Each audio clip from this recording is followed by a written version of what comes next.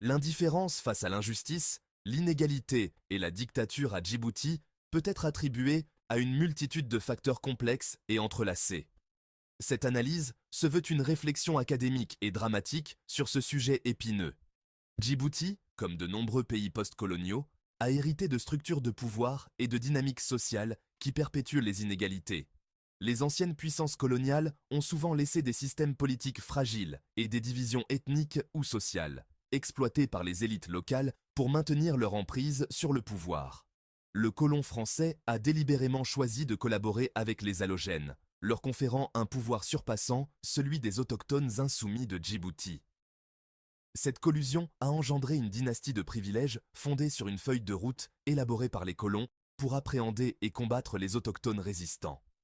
Ce pacte infâme entre les colons français et les allogènes a laissé une empreinte indélébile sur la structure sociopolitique de Djibouti, consolidant un régime de domination et d'injustice. Le régime autoritaire en place à Djibouti est régulièrement critiqué pour ses pratiques répressives et son mépris flagrant des droits humains. La suppression des voix dissidentes et l'absence de liberté d'expression créent un climat de terreur et de résignation. Les citoyens, subissant une répression constante, peuvent se sentir impuissants face à un système hermétiquement fermé aux changements démocratiques.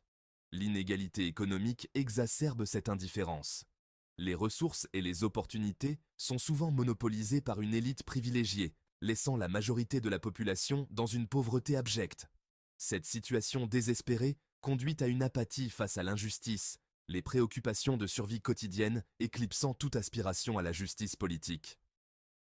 La position stratégique de Djibouti, en tant que carrefour crucial des routes maritimes internationales, attire l'intérêt insatiable des puissances étrangères.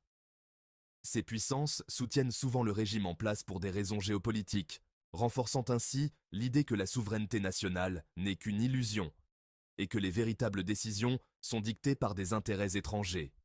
Malgré ce tableau sombre, il est impératif de reconnaître la résilience et l'espoir présents au sein de la population. Les mouvements de résistance, bien que souvent réprimés, persistent dans leur lutte pour la justice et l'égalité. La prise de conscience croissante et l'accès à l'information, grâce aux technologies modernes, offrent des moyens puissants de contester l'injustice et de promouvoir le changement.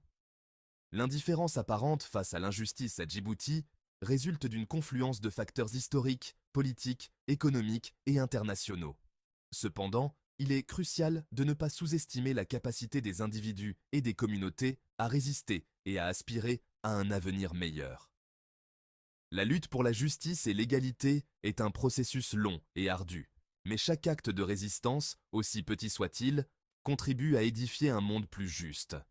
Peuple autochtone insoumis de Djibouti, votre héritage est celui de la résistance et du courage. Ne laissez pas la tyrannie et l'injustice écraser votre esprit. Rappelez-vous que chaque voix compte, chaque action individuelle peut provoquer un changement significatif. Organisez-vous, éduquez-vous et soutenez-vous mutuellement dans la quête de la liberté et de l'égalité. Ensemble, vous pouvez renverser les obstacles et forger un avenir où la justice et la dignité humaine prévalent. Pendant 22 ans, Djibouti a subi une gouvernance secrète marquée par la corruption et la répression sous la présidence de Hassan Gouled Abtidon.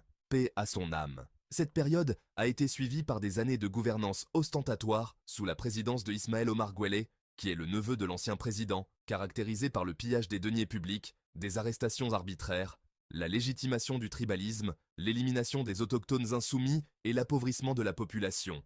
Ces 49 ans de mauvaise gouvernance ont laissé des cicatrices profondes sur la société djiboutienne, exacerbant les inégalités et la souffrance du peuple. Vive la République de Djibouti! Vive la population djiboutienne, une et indivisible, la patrie ou la mort, nous vaincrons. Seule la lutte libère. Le pouvoir et la liberté ne se demandent pas, ne se donnent pas, mais ça s'arrache.